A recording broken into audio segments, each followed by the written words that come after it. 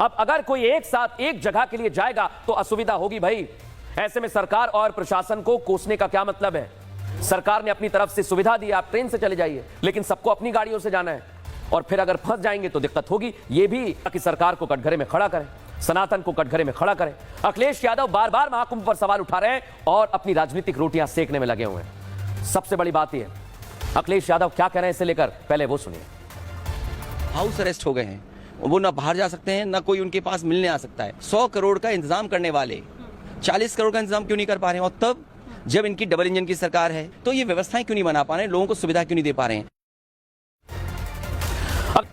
क्यों कह रहा हूं दर्शकों? क्योंकि वैष्णो देवी मार्ग 14 किलोमीटर लंबा है, केदारनाथ धाम 16 किलोमीटर की दुर्गम चढ़ाई, गोवर्धन की परिक्रमा 21 किलोमीटर में फैली है, बाबा अमरनाथ 45 किलोमीटर बर्फीले रास्तों से गुजरना पड़ता है, कैलाश मानसरोवर होता है। ठीक से सोचिए, प्रयागराज की सीमित क्षेत्र में करोड़ों लोगों को बिना पैदल चलाए सीधे त्रिवेणी में उतार देना किसी भी प्रशासन के लिए संभव नहीं, दुनिया का कोई भी आ जाए। और यदि अद्भुत महाकुंभ के वाला है, जैसे जैसे यह आंकड़ा बढ़ेगा वैसे वैसे इस पर सियासत होगी। एक छोटे से ब्रेक का वक्त हो गया। पहले समझिए 45 करोड़ लोगों ने अब तक कुंभ में स्नान कर लिया, ये बहुत बड़ी संख्या है।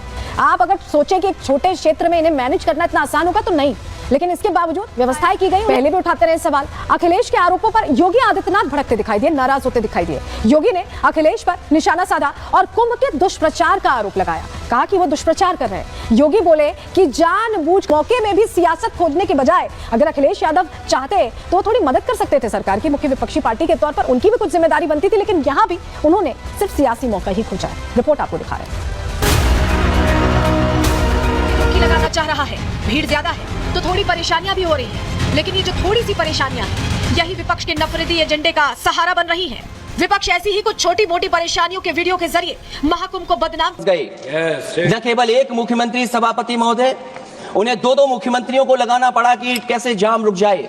ट्रैफिक मैनेज नहीं कर पा रहे हैं। हर शहर में ये कहा गया कि कोई शहर से निकले नहीं। सबके वाले कौन लोग हैं? ये नकारात्मकता फैलाने वाले वही लोग हैं जिन्होंने जीवन भर बीबीआईपी ट्रीटमेंट लिया है सरकार की। महाकुंभ में विरोधी एजेंडे में सिर्फ अखिलेश ही शामिल नहीं है, बल्कि उनकी पत्नी डिंपल यादव भी लगातार सनातन पर सवाल खड़े के प्यासे। तो इस तरह की असुविधा श्रद्धालुओं को ना हो। मिसमैनेजमेंट बहुत ज्यादा है और अगर सही मायनों में पूरी व्यवस्थाओं को ढंग से देखा जाता तो आज जितना कठिनाई और कष्ट का सामना श्रद्धालु कर रहे हैं वो नहीं करना पड़ता। महाकुंभ की व्यवस्था को बेहतर से बेहतर बनाने का काम। हमला बोला, श्रद्धालुओं को रोक करके अगर आप स्नान कराते हैं तो ये दुखद स्थिति है। हमारी व्यवस्था तो ऐसी होनी चाहिए कि जितने लोग आए सबको, और मैं कहूंगा कि अगर पर्याप्त व्यवस्था की गई होती तो ये नौबत ना आती। सरकार की तैयारियां अपूर्ण थी, सरकार तैयार नहीं थी। कहीं ना कहीं सरकार इस अच्छी व्यवस्था है, आप आइए और अफवाहों में न पड़े। महाकुंभ की व्यवस्था बहुत अच्छी है। एक तरफ योगी आदित्यनाथ प्रयागराज में करोड़ों श्रद्धालुओं की व्यवस्था में जुटे हैं, तो दूसरी तरफ समाजवादी पार्टी और कांग्रेस दोनों मिलकर अपना सनातन विरोधी एजेंडा चला रहे हैं। योगी सरकार के शासन में कोई गलती नहीं हुई, क्या अखिलेश सियासी माइलेज के लिए सनातन विरोधी एजेंडा चला रहे हैं? Bureau report, Republic Bharat.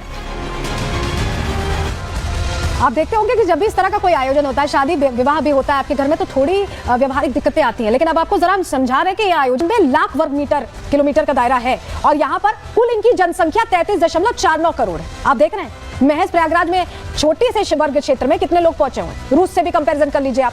यहाँ पर 1.71 करोड़ वर्ग किलोमीटर का दायरा है और जनसंख्या कितनी